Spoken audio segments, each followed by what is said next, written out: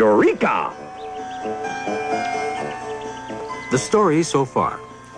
Machines don't reduce the energy you need to move things, but they can reduce the force you need. They do this by increasing the distance through which you exert your force. The two simplest machines are the inclined plane and the lever. The principle of the lever states that the longer the arm of the lever to which force is applied, the less that force need be. And now, mechanical advantage and friction. Here are two scientists, Professor A and Professor B. They are both equally strong. And here is a very heavy book about science. We are now going to perform a scientific experiment. We are going to find out which of the two professors can lift the book with the lesser amount of force. First, Professor A. 24 newtons of force. Now, Professor B. Only, what, 6 newtons? Well, there's no doubt about it. Professor B is the winner. You're quite right. It's not fair. Professor B had an unfair advantage. He used a machine, a lever, to give himself a mechanical advantage, in fact.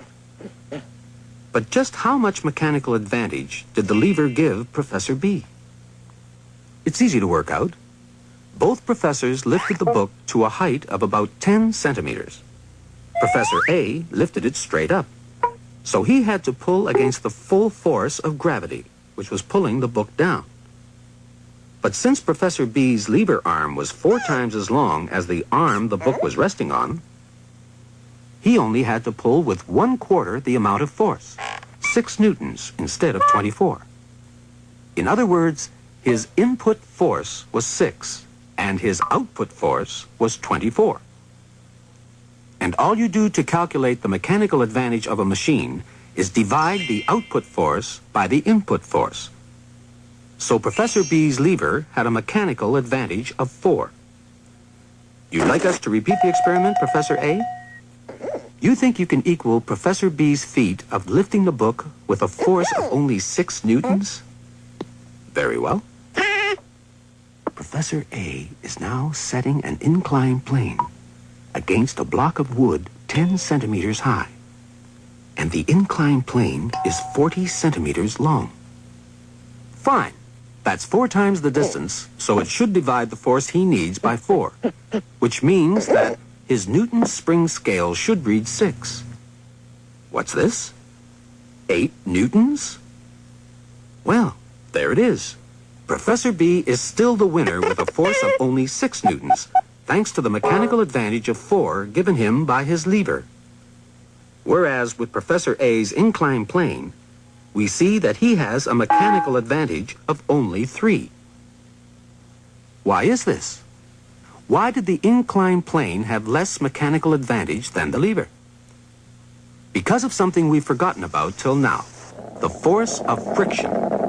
Every time something rubs against something else, there's friction. In theory, Professor A should have been able to pull the book up the inclined plane with a force of only 6 newtons. But since friction was pulling in the opposite direction with a force of 2 newtons, the professor's pull had to total 8 newtons.